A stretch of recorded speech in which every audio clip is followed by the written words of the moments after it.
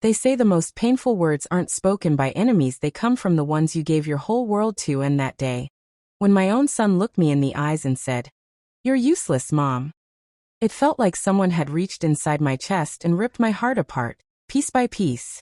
I didn't scream, I didn't cry, I just stood there, staring at him, wondering when my little boy, the one who used to hold my hand and say, "You're the best mom in the world," had turned into someone who could break me so easily. The house was quiet that evening.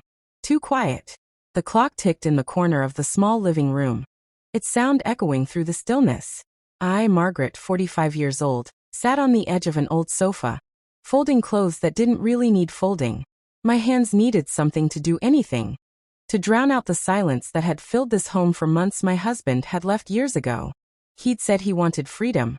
But what he really meant was escape from responsibilities, from bills, from a wife who'd given up her dreams to raise their child.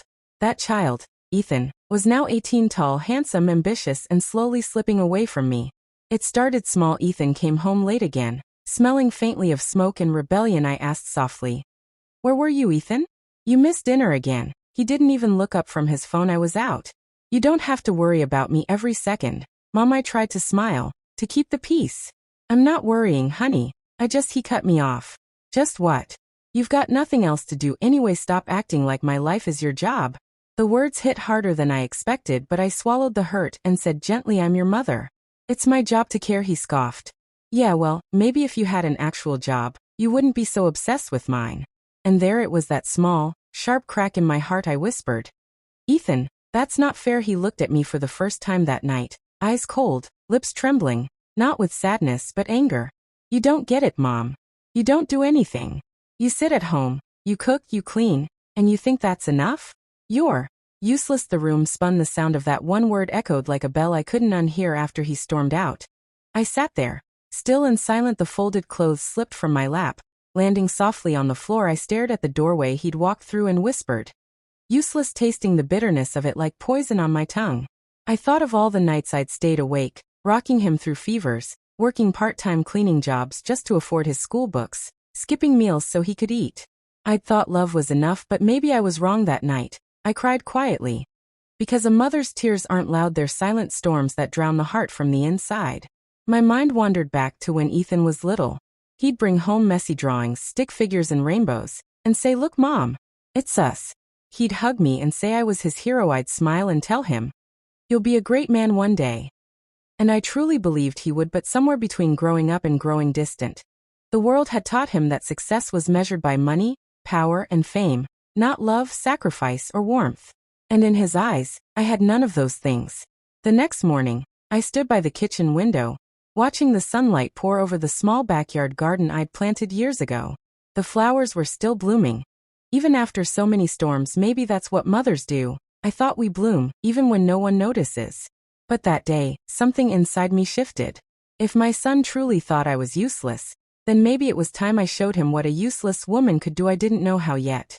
But I knew this: I wouldn't let his words define me, not anymore. That week, I went out into the city for the first time in years. The air felt strange, loud, fast, unfamiliar. I walked past glass buildings and busy faces, clutching an old folder with my resume inside. I hadn't written one in over 20 years. I applied everywhere: cafes, cleaning services, even a small bakery on Maple Street. Most turned me away kindly. "We're looking for someone younger," they said, but one woman, Claire, the bakery owner, looked at me and smiled. "You've got kind eyes," she said. "Come in tomorrow morning. We'll see how you do." I nodded, hiding my tears. For the first time in years, someone had said yes to me. The smell of bread filled the air as I tied on my apron. My hands trembled, but I pushed through. Claire guided me, patient and firm. "Don't rush. Baking's like life.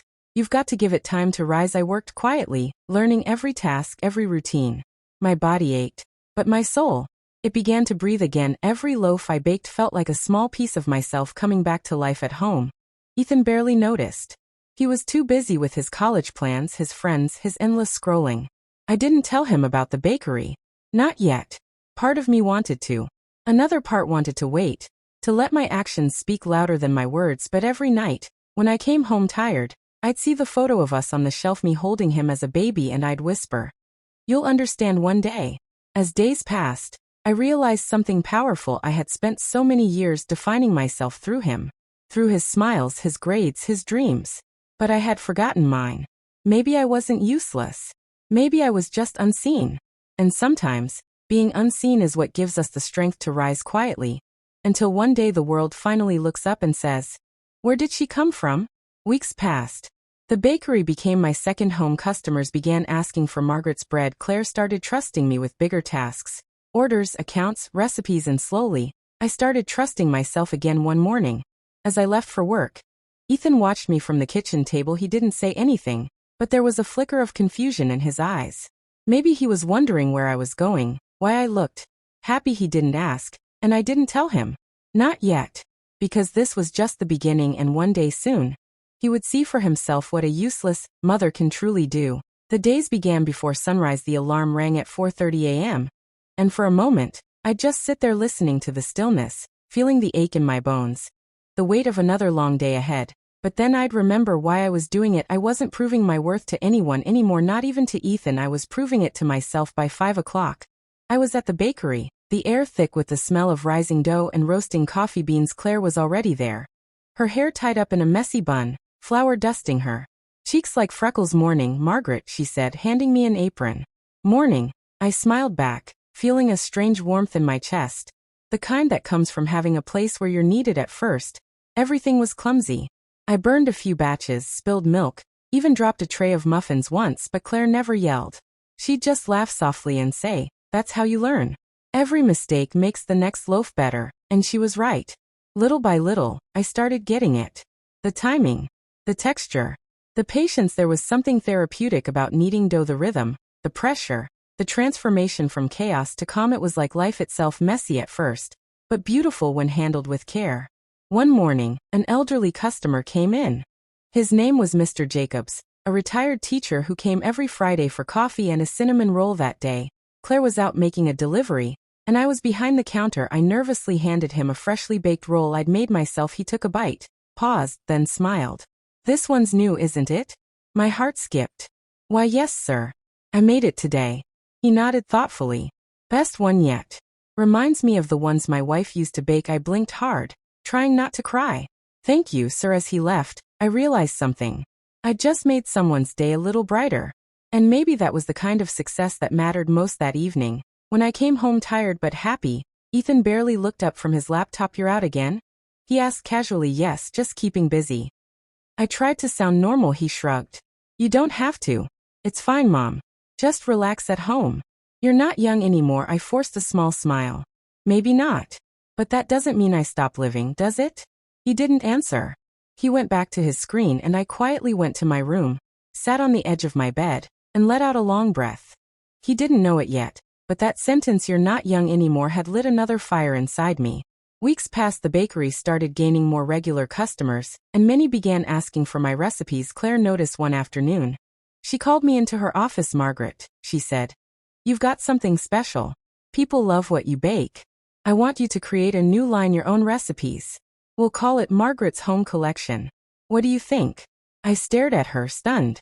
You want to use my name?" She smiled. "Yes. You've earned it." Tears filled my eyes before I could stop them. For so long, I'd been invisible. Now, my name would be on something people loved. The next week, the bakery put up a small sign, "Try our new Margaret's Home Collection, freshly baked with love." It was just a few items at first: banana bread, apple pies, cinnamon rolls. But people noticed. They started asking who Margaret was. Claire would point at me and say, "That's her, the heart behind the flavor." And every time, I'd blush and wave, still a little shy. One evening, Ethan came home earlier than usual. He saw me coming in with flour still on my clothes, my hands dusted white. "You look different," he said hesitantly. "Where have you been going every morning?" I smiled softly. "Just work." He frowned. "Work? What kind of work?" "At a bakery." He blinked, clearly surprised. "You? Baking? Since when?" I chuckled. "Since I decided I wasn't useless anymore." For a moment his expression softened, but pride, that teenage pride, quickly took over. "Good for you, Mom," he said awkwardly, then retreated to his room. Still, his tone was different this time. Less sharp, more unsure. Maybe for the first time, he was beginning to wonder, had he been wrong about me? A few weeks later, the bakery announced it would be participating in a local food fair. Claire turned to me excitedly. "Margaret, I want you to represent us." You'll bake your best items and tell people your story. Can you do that? My stomach twisted. Me? In front of people? But I thought of Ethan's words, "You're useless," and I smiled softly. Yes, I can. The morning of the fair, I wore my best dress, simple, floral, with my hair neatly tied back. I set up the booth carefully, arranging my baked goods with small handwritten tags that read, "Made with love by Margaret." People stopped by one after another. They smiled, they bought, they praised. By noon, we were sold out. Even a local newspaper reporter stopped and said, "We'd love to feature your story in our weekend edition." I could barely believe it. Me, the woman who'd been told she was useless, was now being noticed. That evening, I returned home with tired hands but a glowing heart. Ethan was at the dining table, scrolling through his phone. He looked up suddenly. "Mom?" "Yes." He held up his phone, the local news site open, with a headline that read, "Local baker inspires community with her story of strength. Margaret's home collection wins hearts." And there was my photo. His eyes widened. "That's you?" I smiled softly. "Yes, honey. That's me." He stared at me for a long moment, then looked down, ashamed. I didn't know." "It's okay," I whispered gently. "You weren't supposed to. You were supposed to see it when it was real." Closing scene. Quiet redemption. That night, as I sat alone by the window, watching the city lights flicker, I felt a peace I hadn't known in years. I didn't need applause or validation anymore. The world had finally started noticing me again, but more importantly, I had noticed myself. And somewhere down the hall, my son sat in silence, perhaps replaying those cruel words he once said. Maybe he couldn't take them back, but one day, he would understand what they had created. A stronger, braver, unstoppable version of the woman who raised him. 2 weeks after the food fair article, life at the bakery exploded. Customers lined up before sunrise. Orders doubled. The phone never stopped ringing. Claire beamed at me. "Margaret, I told you. You've got something real." I smiled, still shy. "It feels strange. People recognize me now." "They should," she said. "You earned it." That afternoon, as I wiped the counter, the doorbell chimed. A man stepped in, tall, well-dressed, familiar for a heartbeat. The world tilted. "Daniel, my ex-husband." He looked around before spotting me. "Margaret," he said softly. "Wow, it's really you." My throat tightened. "Daniel, what are you doing here?" He gave that same easy smile that once melted me. "I read about you in the paper. Thought I'd stop by. Congratulate you after 10 years. I said quietly. He looked uncomfortable. "I guess I just wanted to see how you were. You look good." "Happier." I nodded politely, keeping my hands busy with a tray of rolls. He continued, "You always loved baking. I remember those Sunday mornings, Ethan stealing cookies before breakfast." At the mention of our son, my chest ached. "He's grown up," I said. "In college now." Daniel's smile faded. "I wish he'd talk to me. He barely answers my calls." "Maybe because you left," I said, not cruelly, just honest. He sighed. "I made mistakes. But maybe I could make it up to both of you." Before I could reply, Claire walked over, saving me with her cheerful voice. "Hi. You must be Daniel. I've heard nothing about you." He laughed awkwardly. "Yeah." I figured. I turned to her. "Claire, could you cover for a bit?" Then to him, "Let's talk outside." We stepped into the crisp afternoon air. The street buzzed with life, children, traffic, laughter. But for me, time slowed. Daniel shoved his hands in his pockets. "I left because I was drowning, Margaret. Work, bills, expectations, everything. You deserved better than the man I was." I looked at him. Years of pain simmering quietly. "You didn't leave because you were drowning," I said softly. "You left because I stayed strong. Because I didn't give up. And that made you feel small." He blinked, speechless. "I don't hate you," I added. "But I don't need you anymore. I built a life from the pieces you walked away from." He swallowed hard. "Maybe we could start over. As friends?" I thought for a long moment. "Maybe," I said. "But not because you pity me. Only if you respect me." He nodded slowly. "I do, Margaret. I really do." I turned back toward the bakery, the smell of bread wrapping around me like armor. "Then prove it by being a better father.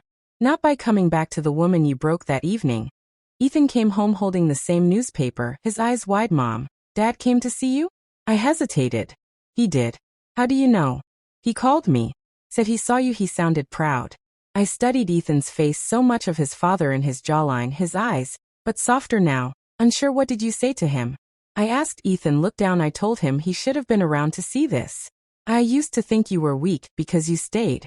Now I see you were the strongest of us all." Tears stung my eyes. I walked over, cupped his cheek gently. "You don't owe me anything, Ethan. Just be kind to the people who believe in you. That's all I ever wanted." He pulled me into a hug, tight, awkward, Real, I'm sorry, Mom, I whispered back. I know. You're learning. So am I. Weeks passed. Daniel visited a few times, mostly to see Ethan. They talked cautiously, rebuilding tiny bridges. I stayed focused on the bakery. One Friday, Claire burst into the kitchen waving a letter. Margaret, we've been invited to the City Artisan Festival. Only 10 bakeries get picked each year. It's huge. My hands shook as I took the letter. Me invited to a citywide event, Claire grinned. We'll have our own stall, interviews, judges, everything. And you, my dear, are our face. The thought terrified and thrilled me. What if I'm not ready? She laughed. You've been ready since the day you walked in here. The days before the festival were chaos, sacks of flour, recipe tests, sleepless nights. Ethan helped, surprising me one evening by showing up at the bakery. Need an assistant? He asked. I smiled, handing him an apron. Only if you can handle my strict boss energy, he grinned. Bring it on. We baked side by side, laughter mixing with the smell of cinnamon. For the first time in years, we were a team again, mother and son, not opponents. And deep down, I realized something beautiful. Forgiveness is not forgetting. It's seeing the wound, touching it gently, and choosing to love anyway. The morning of the festival, the city park was buzzing. Tents lined the walkways, each bursting with colors, smells, and music. Our stall bore the sign Margaret's Home Collection. Love you can taste. Ethan arranged the pastries, carefully aligning each one. Mom, he said quietly, I'm proud of you. I smiled, eyes misty. That means everything, sweetheart. As the judges made their rounds, people crowded our booth. Reporters asked questions, cameras flashed, but through it all, I stayed grounded because this wasn't about fame, it was about proving that broken beginnings can still lead to beautiful endings. Hours later, they announced the winners.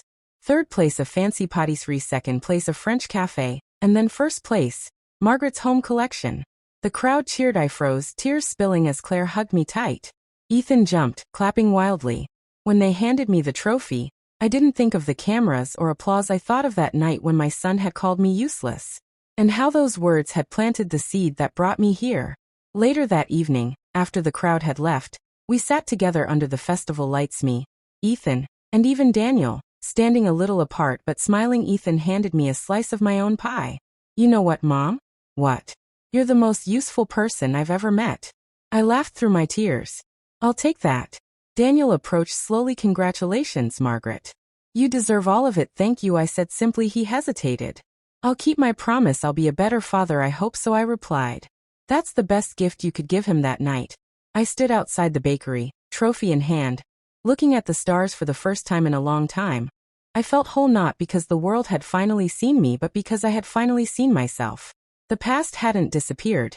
It had transformed. Pain had become strength. Loss had become purpose, and a single cruel word had become the spark that rebuilt my life. After the festival, everything changed. Orders poured in. We had to hire more staff. Customers came from other cities just to try Margaret's Home Collection. Claire expanded the bakery.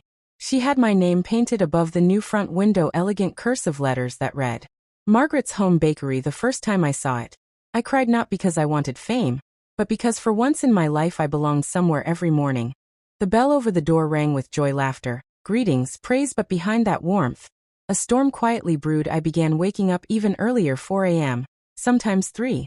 My hands ached from kneading. My back screamed from standing all day.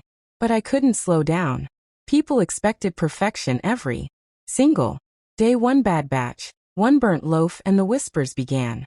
She's getting tired, she's losing her touch. I brushed it off, smiling through the exhaustion. But when I got home at night, I'd sit on the bed and stare at my reflection in the mirror, the dark circles, the flour-dusted hair, the quiet loneliness that never really left. Sometimes success doesn't fill the emptiness, it just hides it better. One afternoon, Claire found me in the back room, sitting on the floor, clutching my wrist. Margaret. She gasped. What happened? Just dropped the tray, I said, forcing a smile. I'm fine, but I wasn't fine. My hand had swollen from overwork. Claire frowned. You need to rest. Take a few days off. I can't, I said quickly. The orders. She cut me off gently. Margaret, listen to me. The bakery won't fall apart without you for 2 days. But you might, if you don't stop pushing. Her words stung, not because they were harsh, but because they were true. I'd spent so long proving I wasn't useless that I didn't realize I'd started punishing myself for ever believing it. At home, Ethan noticed the change. You're barely home anymore, he said one night over reheated dinner. You're always at the bakery. I smiled weakly. That's what happens when dreams come true, honey. They require hard work. He frowned. Yeah, but at what cost? You're always tired. You barely eat. I'm fine. I interrupted, sharper than I meant to. Don't worry about me. He stared at me for a long moment. That's exactly what you used to say to me when I was ignoring you. And I didn't listen. Don't make the same mistake. Mom, his words stopped me cold. History had quietly reversed itself. Now he was the one reaching out. And I was the one pulling away. Weeks later, a business investor named Mr. Grant visited the bakery. He was polished, confident, and persuasive. Margaret, he said, shaking my hand. Your brand is gold. With my help, we could open 3 new branches in different cities within a year. I hesitated. That sounds big. He smiled. It is big. Think of it. Your name everywhere. You could inspire thousands. Claire pulled me aside later. Be careful, she warned.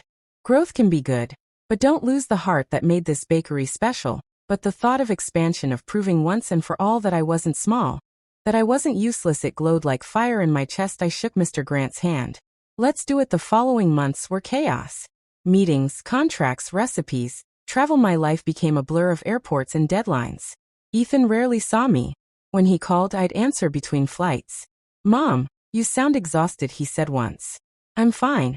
I lied. I told myself it was all for him, for our future, for the legacy I wanted to leave. But deep down I knew. Part of it was for that voice inside me that still whispered, you're not enough. One night, after another long trip, I walked into the bakery to find Claire waiting. Arms crossed. Margaret, she said quietly. We need to talk. I blinked. What's wrong? She sighed. You're never here anymore.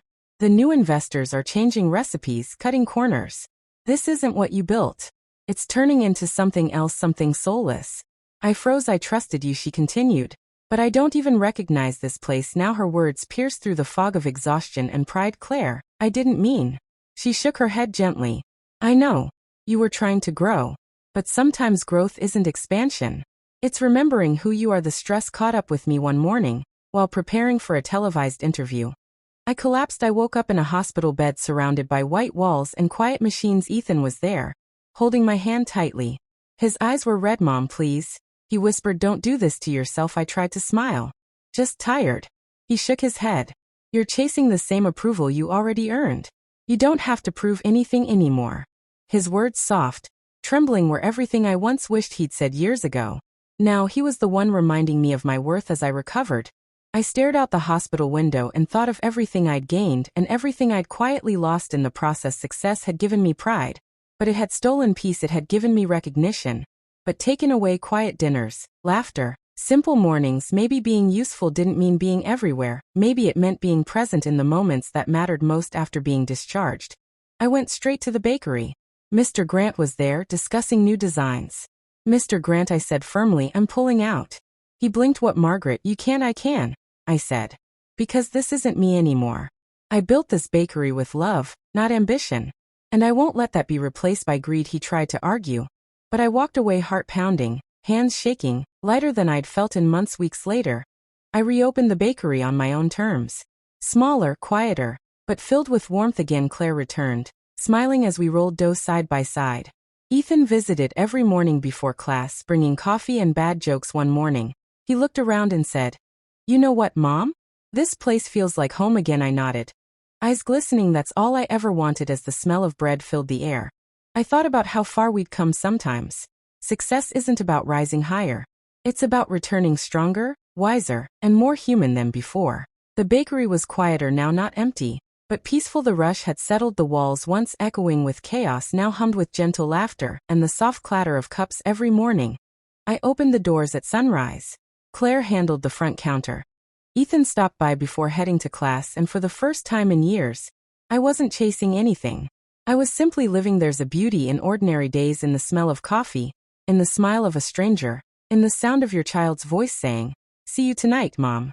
But one morning, something unexpected happened, something small, that would end up changing everything. It was raining lightly when I noticed her.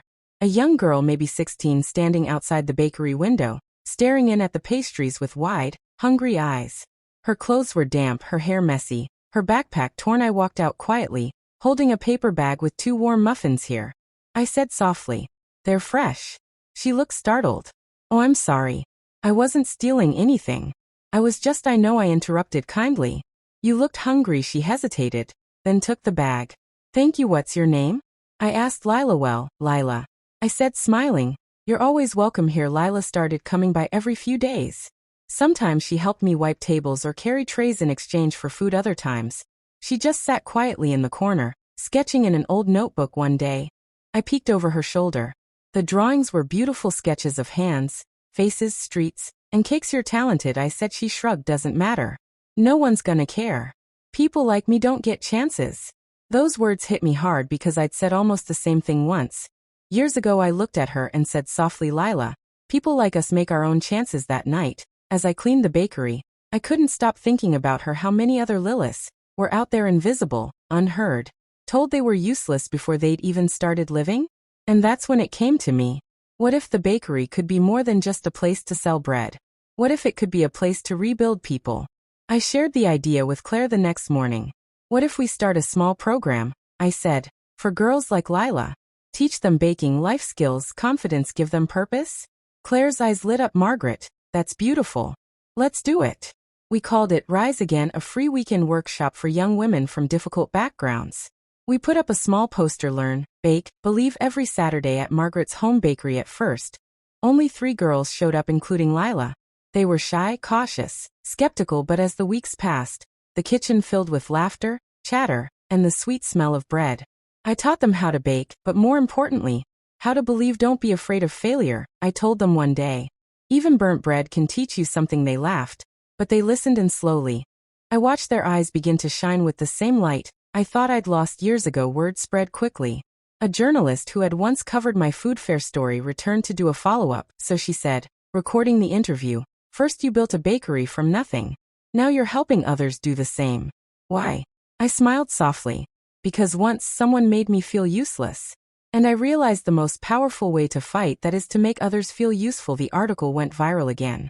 Not because of fame or recipes, but because people connected with the message. They saw a mother, a survivor, a woman who had turned pain into purpose. One evening, Ethan came home holding his phone. Mom, he said with a grin, you're trending again. Everyone's talking about Rise Again.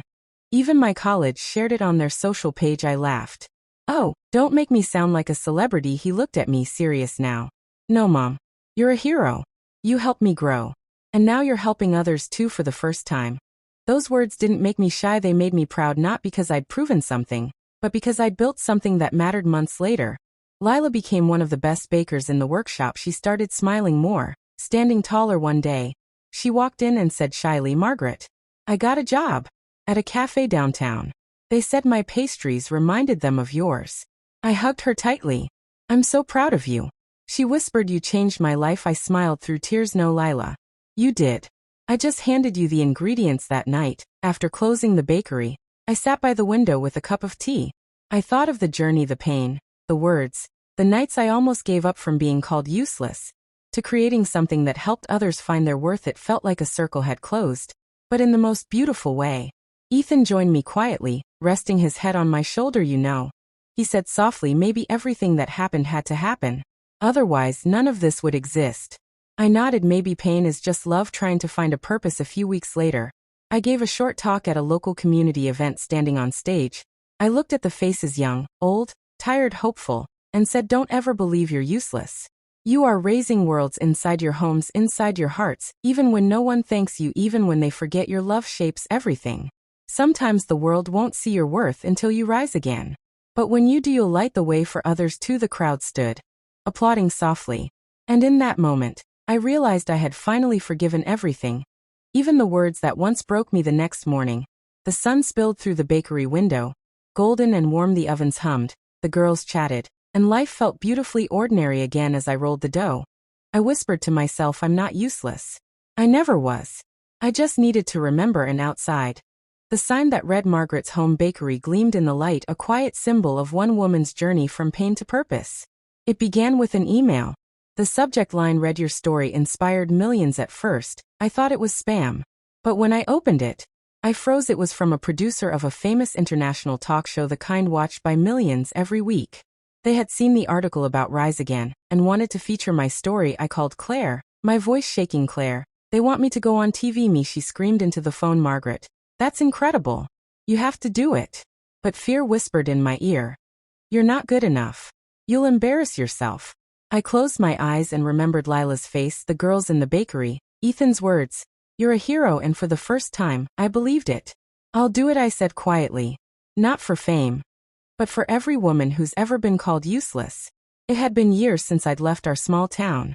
The city lights felt too bright, the streets too loud in the hotel room.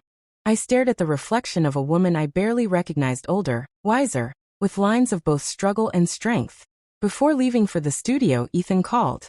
You'll be great, Mom, he said. Just tell them the truth.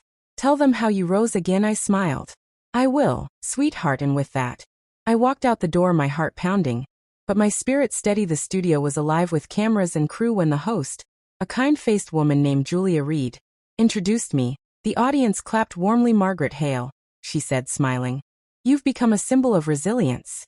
Tell us, how did it all begin? I took a deep breath and began. I was once told by my own son that I was useless, I said softly. A quiet gasp ran through the crowd. But that word didn't destroy me, I continued. It became my fire. I built a bakery from nothing, and when I found young women who felt as lost as I once did, I decided to help them rise. Julia leaned forward. What do you think you've learned most through all of this? I smiled gently. That worth isn't something the world gives you. It's something you remember about yourself. The audience stood, clapping not just for me, but for every broken heart that had ever learned to beat again. The interview aired that weekend. By Monday morning, my phone was flooded. Hundreds of messages from strangers, mothers, daughters, even men, all saying the same thing. Your story gave me courage. I thought I was useless too. Now I want to try again. You made me believe in myself. The bakery's social media exploded with support. Claire joked. We'll need a bigger oven just to handle all the love. But behind her laughter, I saw tears in her eyes, because we both knew this wasn't just about bread anymore. It was about healing. Weeks passed, and the letters began arriving, handwritten, heartfelt, from all corners of the world. One was from a woman in India. I watched your interview with my daughter, she cried. She said she wants to open a bakery just like yours. Another came from a man in Canada. My wife lost her confidence after years at home. After hearing you, she's painting again. Each letter felt like a tiny echo of my own journey, as if the world was quietly whispering back. You were never useless, you were just waiting to be heard. Months later, I received another invitation, this time to speak at a women's empowerment conference in London. At first, I hesitated. The idea of standing before thousands terrified me. But then I thought of Lila. If she could face life with courage after all she'd endured, so could so. I packed my suitcase and went. Standing on that stage, under bright lights, I looked out at hundreds of faces, some smiling, some tearful, all listening. I began softly. Once upon a time, I thought my life was over. I had lost everything, even my son's respect. But I learned something beautiful. When the world breaks you, it's not the end. It's an invitation to rebuild yourself stronger, kinder, and more alive. As I spoke, I saw nods, tears, hands reaching for tissues. I built a bakery, I continued. But what I truly built was belief in myself, in others, in second chances, because every person who's ever been called useless carries the potential to become extraordinary. When I finished, the audience stood, a wave of applause that seemed to go on forever, and in that moment, under those lights, I realized something profound. This wasn't just my story anymore, it belonged to everyone who had ever doubted their own worth. After the conference, a young woman approached me backstage. She looked nervous, clutching a small notebook. Mrs. Hale, she said, I watched your TV interview months ago. I was in a dark place. But because of you, I started baking again. Now, I run a small bakery in my town. I call it Rise Again Cafe. Tears filled my eyes. I hugged her tightly and whispered, that's the most beautiful thing anyone's ever told me. That night, back in my hotel room, I video called Ethan. He grinned as soon as he saw me. Mom, you were amazing. They showed clips of your speech on the news here. I laughed. Oh dear, the world's going to get sick of my voice. He shook his head. Never. They're finally hearing what I always should have said, that you're incredible. We talked for hours, not about fame or success, but about how proud we were of each other. It felt like healing had finally come full circle. When I returned home, the bakery looked the same: warm lights, fresh bread, the laughter of the girls, but inside me, everything had changed. I realized that purpose isn't something we chase, it's something we create by giving meaning to our pain. As I stood at the counter, a new customer came in. Are you the Margaret Hayes from TV? She asked shyly. I smiled. Just Margaret. Would you like a scone? She laughed, and I handed her one, warm and sweet, because at the end of the day, That's who I still was. A mother. A baker, a woman who rose again. They once called me useless. But now, my hands feed hundreds, my words reach thousands. And my heart, it's full again. If my story ever reaches someone who feels invisible right now, I want them to know your worth was never gone. It was just waiting for you to see it. It was a calm afternoon at the bakery. The rise again. Girls were laughing, icing cupcakes, and the scent of cinnamon floated through the air. Claire walked in from the front counter, holding an envelope. Margaret, this came for you. No return address. I wiped my hands and took it. The handwriting stopped me cold, neat, familiar, trembling. It was from David, my husband. The man who had left years ago when everything began to fall apart. For a long moment, I just stared at the envelope. My hands shook. I could almost hear his voice again, angry, tired, distant. Claire placed a hand on my shoulder. You don't have to open it, but I did. Because part of me needed to know. The letter was short, barely half a page. Margaret, I don't know where to begin. I saw your story on television. I cried. I'm ashamed of how I treated you, how I walked away when you needed me the most. I'm sick now, and I don't know how much time I have. I just wanted you to know that I was wrong. You were never useless. You were the strongest person I ever knew. David, my throat tightened. It had been over a decade since I'd seen his name written beside mine. For years, I'd buried the pain of his leaving, raising Ethan alone, struggling to survive. Now, here he was, asking for forgiveness when I'd finally built peace. That night, I couldn't sleep. I sat by the window, the letter on the table beside a cup of untouched tea. Ethan came in quietly. Mom, you okay? I nodded slowly. Your father wrote to me. He froze. Dad. I handed him the letter. He read it in silence, then set it down gently. Do you want to see him? He asked. I don't know, I whispered. Part of me wants to scream. The other part. One paused, voice trembling. The other part still remembers the man who once held you as a baby and promised to never leave. Ethan sighed softly. You've always taught me forgiveness doesn't mean forgetting. It means freeing yourself. His words, so wise, so gentle, mirrored my own lessons back at me. A week later, I found myself standing outside a small hospice on the edge of town. The sky was gray, the air heavy. I almost turned back twice, but something deep inside whispered, you've survived everything else. You can survive this too. At the front desk, the nurse smiled kindly. He's been waiting for you. When I stepped into the room, I barely recognized him. David looked older, frail, his once strong hands trembling slightly. He looked up, and for a moment, it was as if time folded in on itself. Margaret, he whispered. His voice cracked. You came. I stood there, frozen between past and present. So, I finally said softly, you watched me on television? He nodded weakly. I did. You were amazing.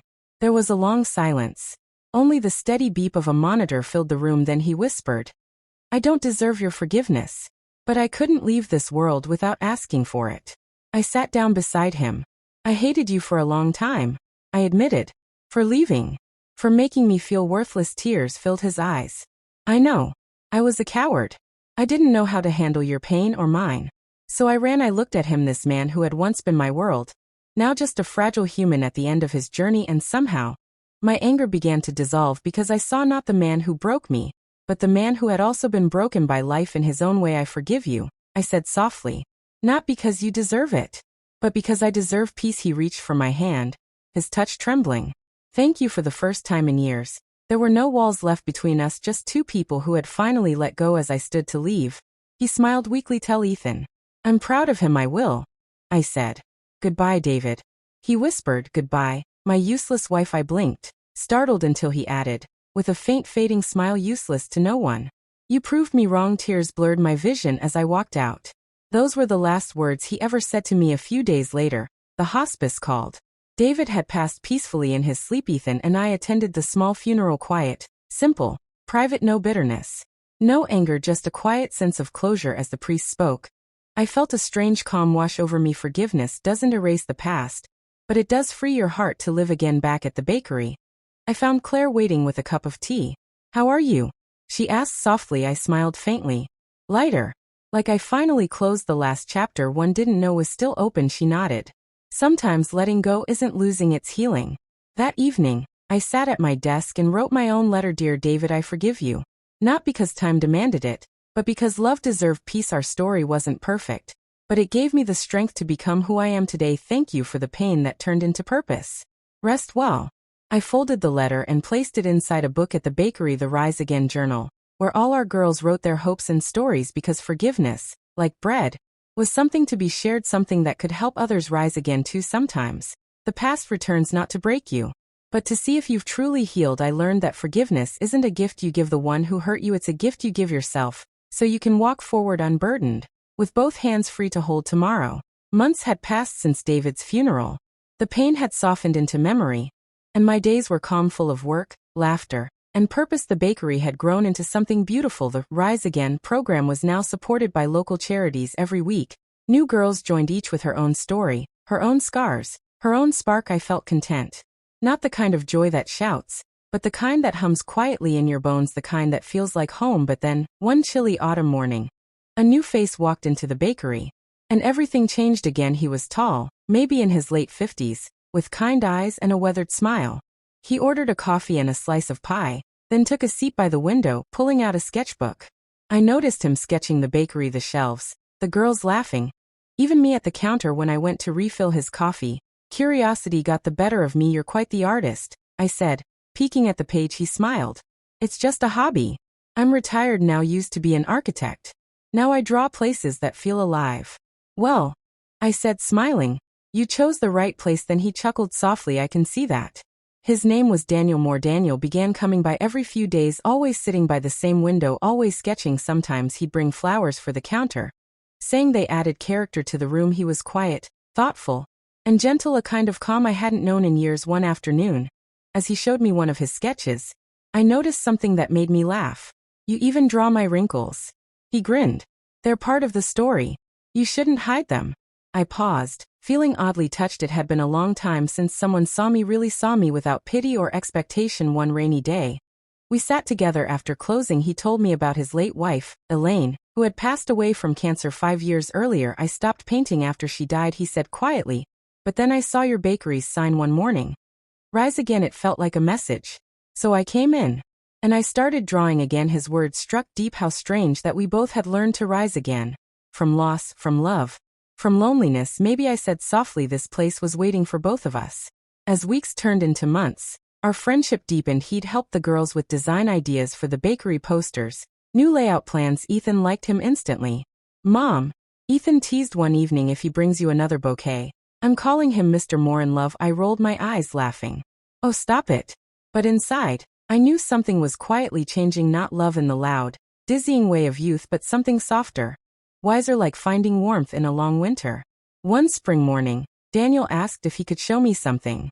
He led me to a small plot of land behind the bakery, one I had never really used. I thought, he said shyly, we could make a garden here. A place where your girls could sit, rest, breathe. We spent weeks transforming it together, planting roses, daisies, and lavender every afternoon. The girls would help water the plants, laughing and singing as the air filled with color and life. We called it the Garden of Second Chances. One evening, as the sun dipped low and the garden glowed gold, Daniel turned to me. Margaret, he said, his voice soft but steady, I know we've both lost, but sometimes, I think life gives us second chances, not just in what we do, but in who we let in again. I looked at him, heart trembling. Daniel, I don't know if I'm ready. He smiled gently. Then we'll go slow. I don't want to replace your past. I just want to be part of your now. For the first time in years, I didn't feel afraid of tomorrow. That night, I told Ethan about Daniel. He listened, smiling. Mom, you deserve to be happy, he said. You've spent your whole life giving love. Maybe it's time you let someone love you again. Tears filled my eyes. Your father, he interrupted softly, would want you to. He said once that you were the best thing he ever had. Maybe this is life's way of giving you back the peace you gave everyone else. Months later, at a local charity event for Rise Again, the band began playing an old love song. Daniel extended his hand toward me. May I? I laughed nervously. It's been years, so? He smiled. The music's patient. We danced slowly, not perfectly, but beautifully. The lights shimmered, laughter surrounded us, and for the first time in a long time, I felt something deep, quiet, and real. I wasn't falling in love like before. I was walking into it gently, knowingly, with a heart that had finally healed enough to open again. The next morning, the bakery buzzed with sunlight and the smell of freshly baked bread. Daniel was in the garden, tending to the roses. Ethan sat at a corner table, studying, and I stood there, apron dusted with flour, heart full, eyes glistening. Life had taken everything from me once, but somehow, it had also given me everything back piece by piece. Moment by moment love hadn't ended, it had simply waited for me to be ready again. They once called me useless. But now, my hands build, my words heal. And my heart loves again, because no matter how many times life breaks you, there's always another sunrise waiting beyond the night, another chance to love, to forgive, to rise again. 2 years had passed since that first loaf of bread. Since the day I reopened the bakery with trembling hands and a cracked heart. Now the Rise Again bakery and program had become something far greater than I'd ever imagined. Every week, women came from nearby towns, some carrying children, some carrying shame, some carrying dreams they thought they'd lost. We taught them how to bake, how to manage money, how to build small businesses, but most of all, how to believe in themselves again. There was laughter now where once there had been silence, and on every wall, I had written the same words: broken doesn't mean useless. It means you're ready to begin again. Ethan had finished university and returned home. Not to stay forever, but to help expand the program. "Mom," he said one afternoon, flipping through his laptop, "I've been working on something. I want to make Rise Again a non-profit foundation, something that can spread across the country." I stared at him, eyes wide. "Across the country?" He smiled. "Why not?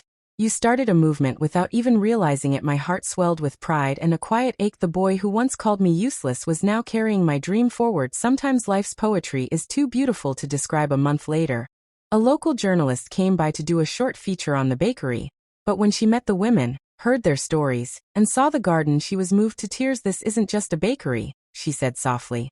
"This is a story the world needs to hear." Weeks later, a small documentary aired online titled, "Rise Again: The Woman Who Turned Pain into Purpose." It spread faster than I could imagine. Messages began pouring in from strangers across the country, women, men, even teenagers. "You made me call my mom again. Your story saved my life. I thought I was broken. Now I know I can rebuild." For nights I couldn't sleep, I'd sit by the window, reading their words, tears spilling down my cheeks. I never meant to inspire anyone, I just didn't want to die invisible. Daniel stood by me through it all, steady as ever. Whenever the attention overwhelmed me, he'd take my hand and whisper, "Just keep doing what you've always done, Margaret."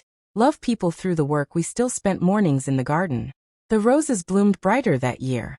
Once he said quietly, "You know, the day I met you, I thought you were saving me a cup of coffee. Turns out, you were saving my life."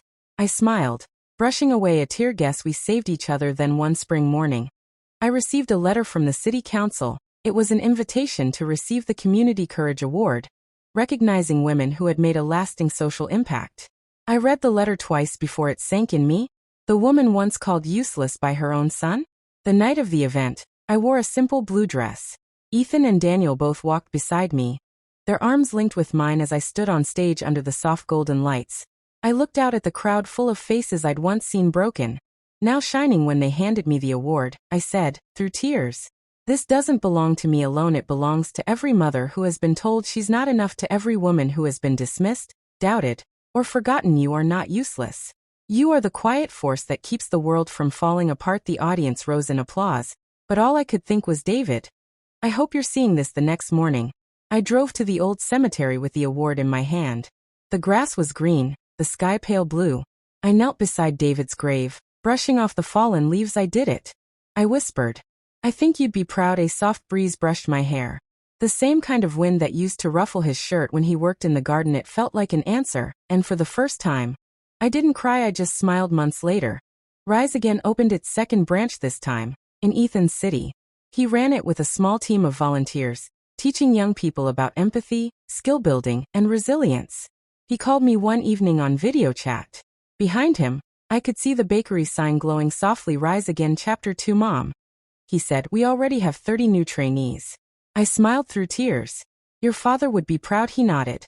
"So am I." A few days later, I received a handwritten letter, no name, no address, just a line at the bottom that read, "From someone you once saved." Inside it said, "I came to your bakery 2 years ago, ready to give up. You gave me bread and kindness.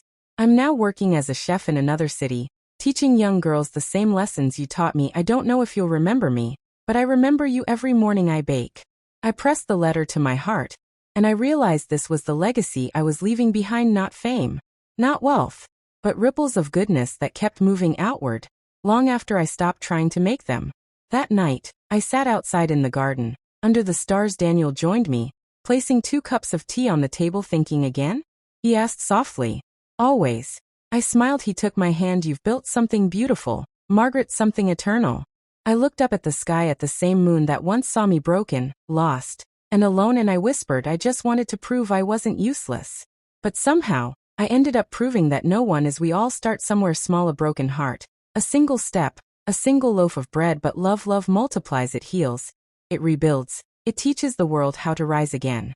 And maybe that's the only legacy worth leaving, not what we achieve, but what we awaken in others. The morning began like any other. The smell of bread filled the bakery. Sunlight poured through the windows, and the chatter of young women learning to knead dough warmed the air. Ethan was away managing the new branch. Daniel was in the garden, pruning the roses. I was reviewing receipts when the bell over the bakery door chimed. I looked up with my usual smile, and froze. Standing in the doorway was a face I never thought I'd see again. Claire. Claire, my husband David's sister. The woman who years ago had blamed me for his death. I could still remember her words from that awful day. You should have done more, Margaret. You should have saved him. You were always weak. It had taken years to heal from those words. Years to stop believing them, and now, there she was, older, thinner, her eyes softer but full of ghosts. Margaret, she said quietly, I hope I'm not intruding. I stood there, heart pounding. I didn't expect to ever see you again. She nodded. I know. But I needed to. I led her to a table in the corner. She looked around the busy bakery, the girls laughing, the warmth in every face. This place is beautiful, she whispered. He would have loved it. I swallowed hard. He inspired it, she nodded. Tears in her eyes. I came to say I'm sorry. The words hit me like thunder after years of silence. I blamed you for something you couldn't control, she continued, voice trembling. It was easier to hate you than to face losing him. I stared at her, speechless. You don't owe me forgiveness, she said. But I needed to say it before time runs out. Time runs out? I repeated softly. She gave a weak smile. I have cancer, Margaret. Late stage that night, I couldn't sleep. Her face, her words, the years of pain all tangled inside me. Part of me wanted to shut her out, to say, no, you don't get to walk back into my peace after destroying it. But another part, the part that had learned what healing truly meant, whispered, forgiveness isn't for her. It's for you. The next morning, I visited the hospital. When I walked into her room, she smiled faintly. You came. I almost didn't, I said honestly. She chuckled weakly. I wouldn't have blamed you. I sat beside her, taking a deep breath. I used to replay your words, I said. Every night. I believed them. I believed I was weak. But now I know. I wasn't. I was just human. Her eyes glistened. You were always stronger than me. We both fell silent, two women bound by the same love, the same loss, finally letting go. Before I left, she handed me a small envelope.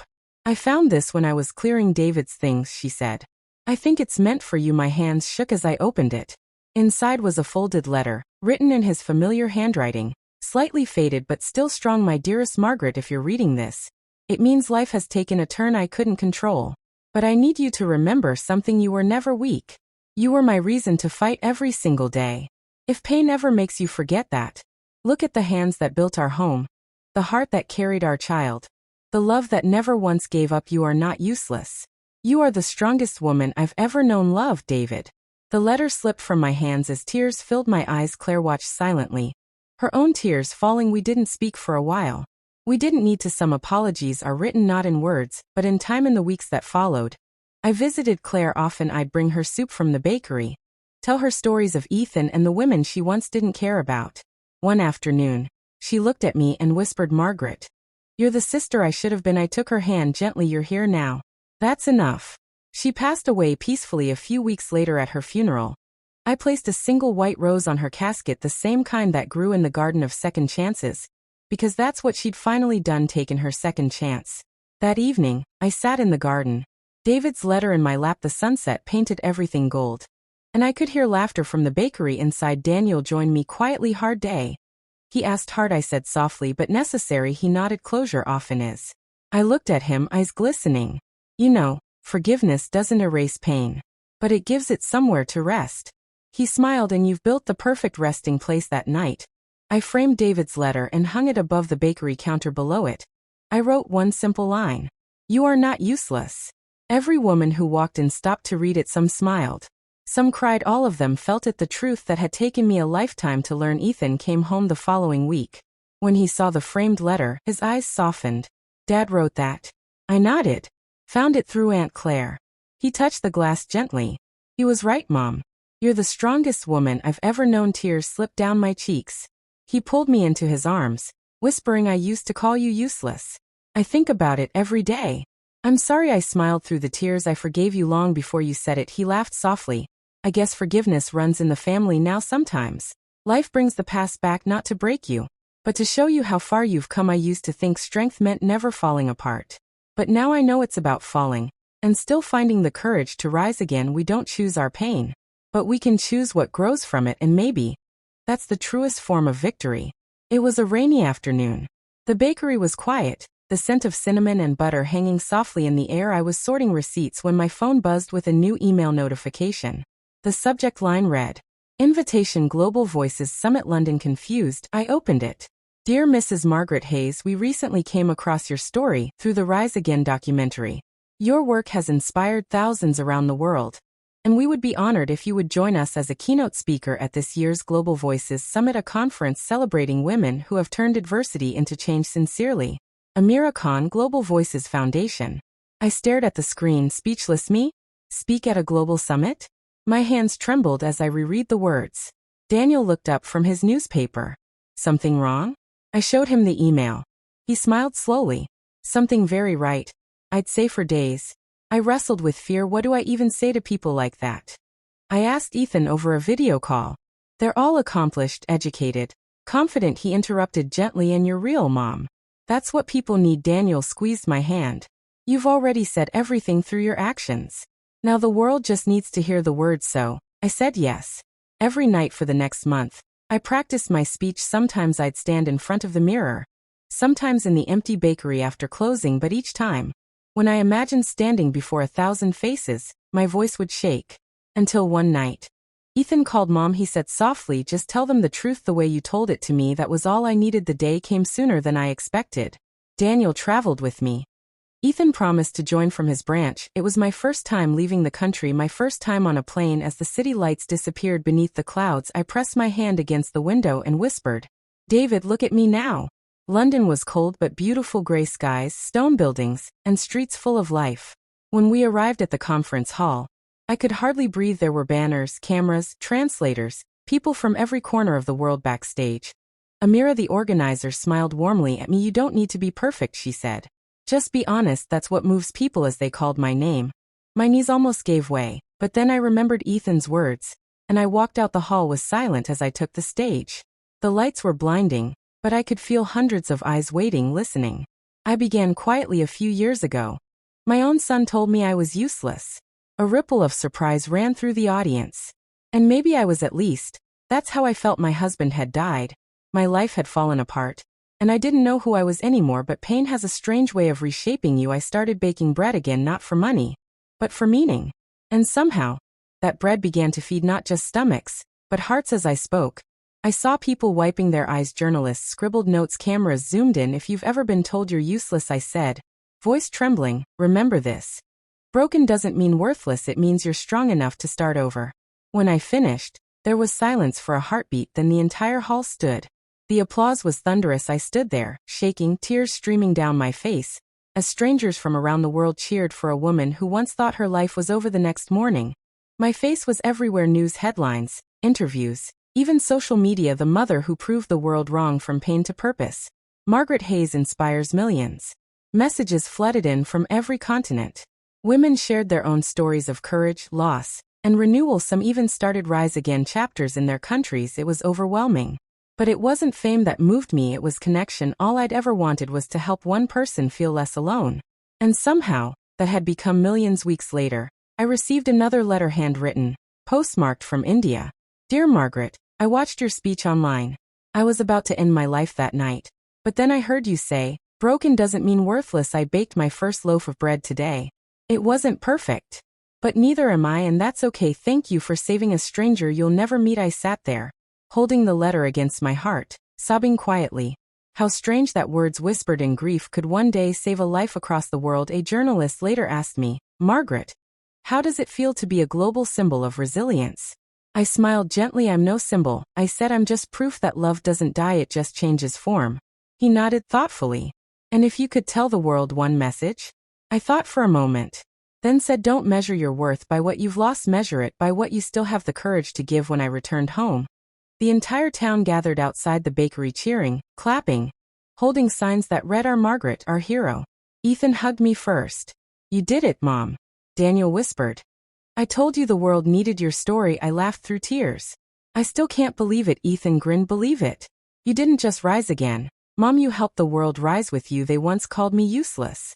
Now the world calls me by name, not because I became someone great, but because I never stopped being someone real." I learned that strength isn't found in success, it's found in the quiet decision to get up one more time. And if my story reaches even one more heart after mine stops beating, then I'll know I truly rose again. 10 years have passed since that day in London. The world changed, new buildings rose, new faces came and went. But in our small town, the smell of fresh bread still drifted through the same cobblestone streets. My hair had turned silver now. My hands were slower, but still steady when kneading dough. Daniel and I had grown old together, laughter carving soft lines around our eyes. Ethan visited, often his family in tow.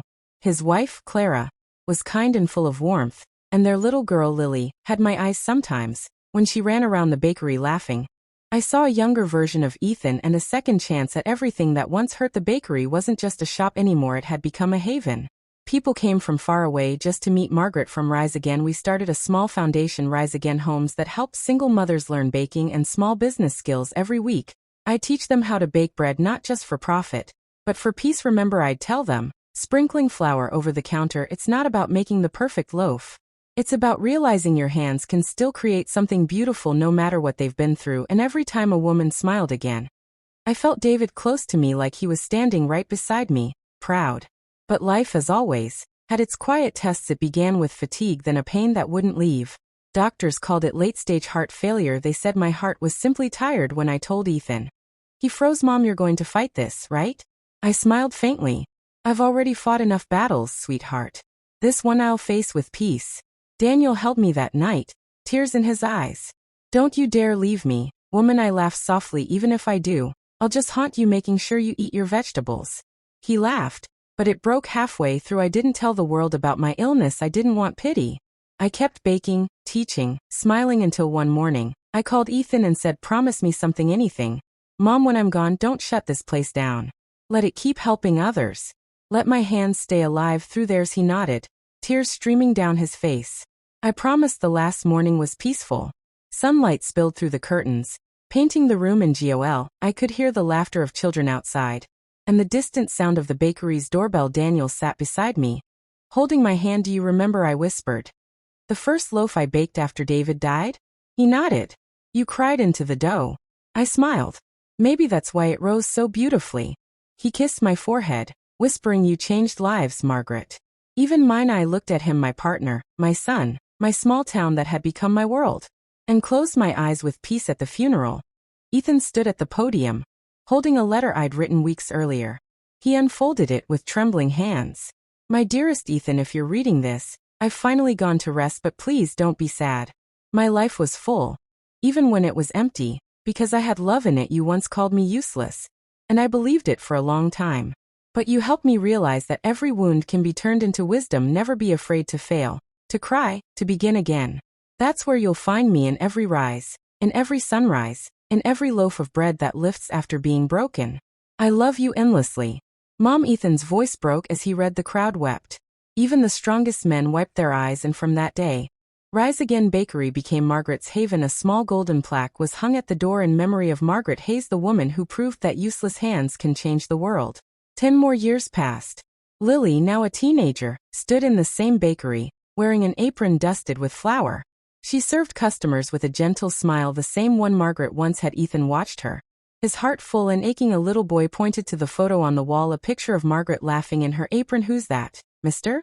Ethan knelt down and smiled. "That's my mother," he said. "She taught me that no one is ever truly useless, not if they still have love to give. Sometimes, the people the world overlooks are the ones who carry its greatest light." Margaret Hayes was one of them. She didn't build empires. She didn't chase fame. She simply healed others with kindness, one loaf of bread, one broken heart at a time. And though her hands are gone now, her warmth remains in every life she touched. Because love doesn't die. It only finds new hands to live through the end.